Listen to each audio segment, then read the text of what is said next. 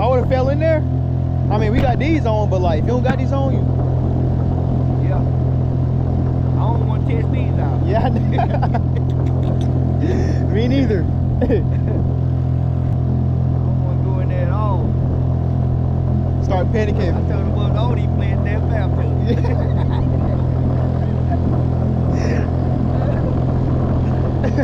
Oh, he played baptism.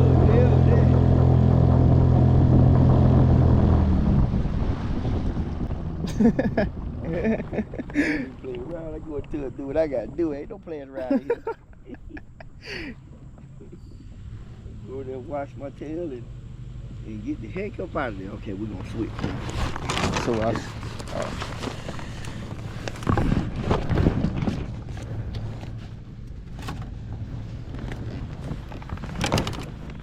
The topic that I want to talk to each and every last one of you out there today about is patterns. You know, whether you realize it or not, anytime you go fishing, and we're going to talk about bass fishing right here, patterns play a huge part of making a day be successful. Whether you realize it or not, as you go on through the day, if you don't really pay attention to it, you don't realize that you're always developing patterns when it comes down to catching fish. Just like in this video right here, my fishing partner Hunter and I, we're down on Lake Greenwood, and you know, we had just got there. You know, the weather this day was really unsettling. You know, we didn't really know what to expect. There was a lot of thunderstorms in the area, so we decided to take a chance on getting out there. Don't go too far from the boat ramp. The area of the lake that we was fishing in, it had a variety of things to offer. There was boat docks, points, some with rocky features to the point, just little small bluff walls, you know, man-made bluff walls, access to quick deep water. Those are things that you got to think about. You know, we pulled up to this spot. I'm busy doing other stuff, trying to get ready before I make my first cast, but my partner Hunter got his rods ready and we head on and threw out a jig. His very first cast, he caught a good one.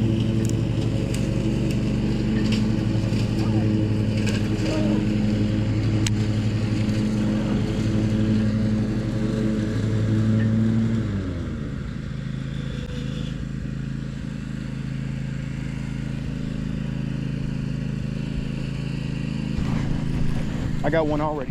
You got one already? Oh, wow, that's a good one, too. Take time, take time. Pick him up. What I'm talking about. Woo! Let's go, bro. Woo!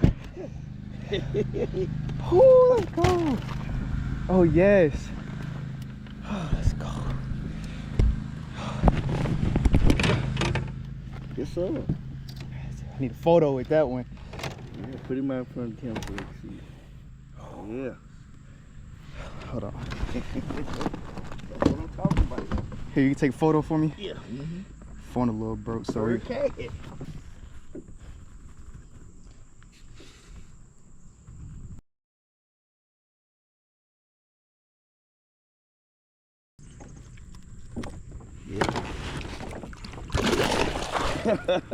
He caught about a 3-pounder on a jig. If you're really trying to be successful in that day, you have to kind of like use every little bit of information that you can get.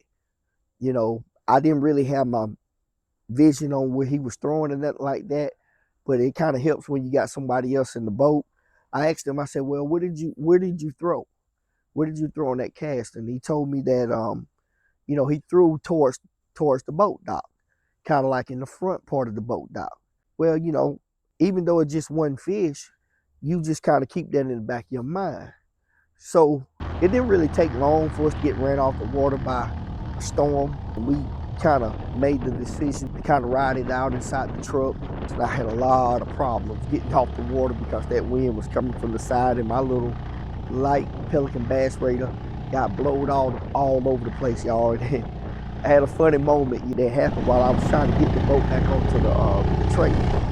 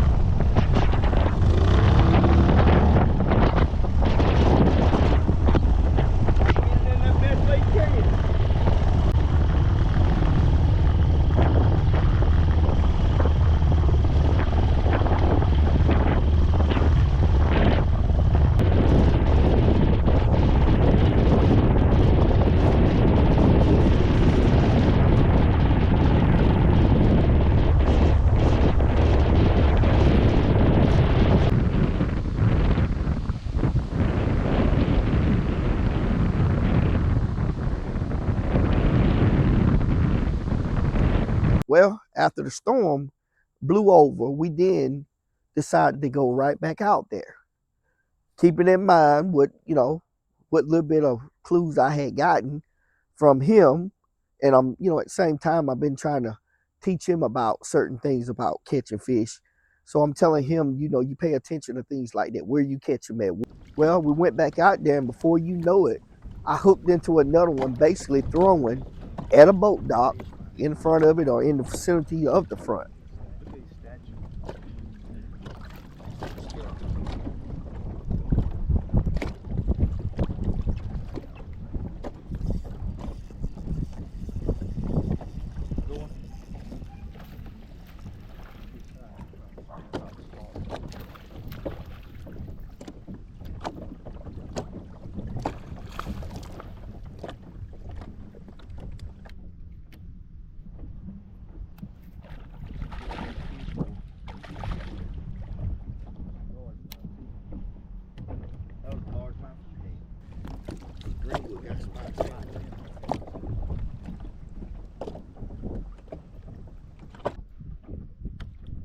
Second one of the day, y'all. Ain't been able to. I don't know what happened with the first one.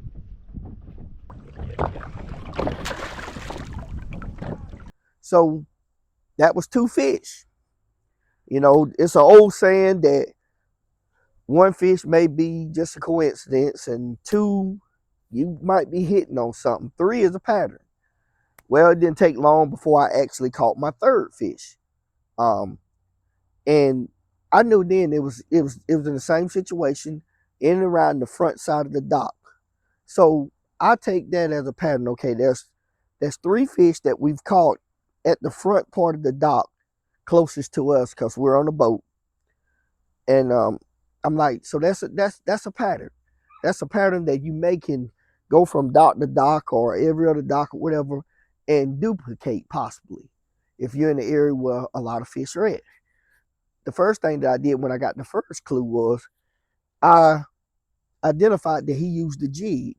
Well, using a jig is a bottom-based presentation. So the first thing I thought about was all the things that I could use to duplicate that, even if I didn't want to use the jig. So that opened up the avenue for things like a Texas red creature bait. Y'all might can't see that they're good, but it's a Texas red creature bait.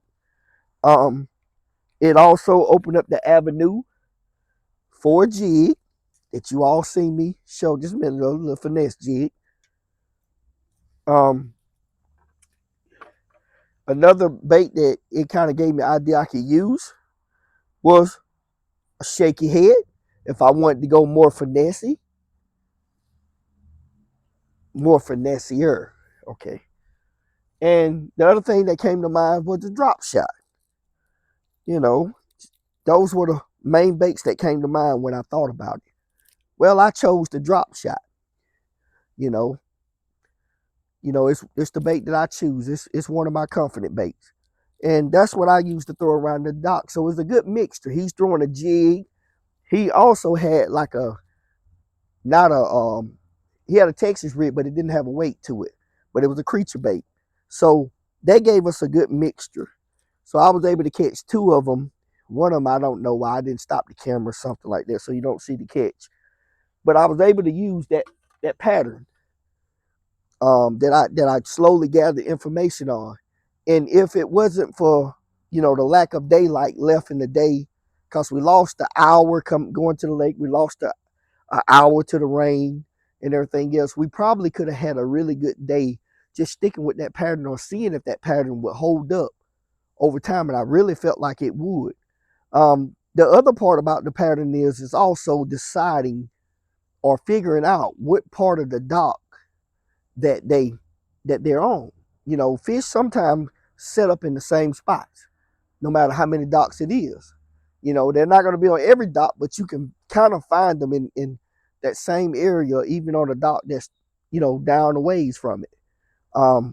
So that's one part of it. But developing a pattern, just like I'm talking about a dock, it could very well be points. It could be points. It can be a shallow point. with a certain type of bottom, or it can be a shallow point with quick access to deep water. It could be wood, lay down trees, things like that right there. You just fish throughout the day and you try to develop or put together a pattern, and you try to repeat it and see if it will result in you having a real successful day fishing. And that's what fishing is. It's all about fishing, but also putting things together, putting a pattern together, putting, you're relaxing, you're fishing, you're enjoying yourself, but at the same time, you're trying to figure out that puzzle. That's all it is just figuring out that puzzle. I promise you, if you think about these things, even identifying a lure that they like to bite, color, that's all a part of the pattern. You know what I'm saying? Is when you find something that's successful, you use it and play with it to continue to catch more fish. Sometimes it work out really well, sometimes it work okay, sometimes, what I'm saying, just a coincidence, and it don't really transpire the whole day, but that just makes it where, okay, well, I got something that did work a little bit, let me continue to explore or whatever. So I just wanted to sit here today and we're staying here today and kind of talk to you all about the patterns. You know what I'm saying? It's just a small example um, of how it is when you're out there on the water. And these things you can do from the bank too. You don't have to be in a boat to do these things right here. You can do this also from the bank. It's just a little bit different. And when you're fishing from the bank, you have to use lures that are highly weedless, you know what I'm saying, to keep from losing lures or whatever. But it's the same thing. It's developing that little pattern, that pattern, and putting it together and redoing it to create a great day of fishing. So that's all gonna be for today. I appreciate each and every last one of y'all for tuning in, checking out my video and everything else. If you're new to the channel, welcome to my channel. This is Fishing with Jett. You know what I'm saying? And I appreciate y'all. If y'all hit that like, subscribe, you know what I'm saying? Everything is free, don't cost anything. But with that being said, I'm gonna go ahead and get out of this sun because it's beaming on me and I'm sweating already. But I'll holler at y'all on the next one.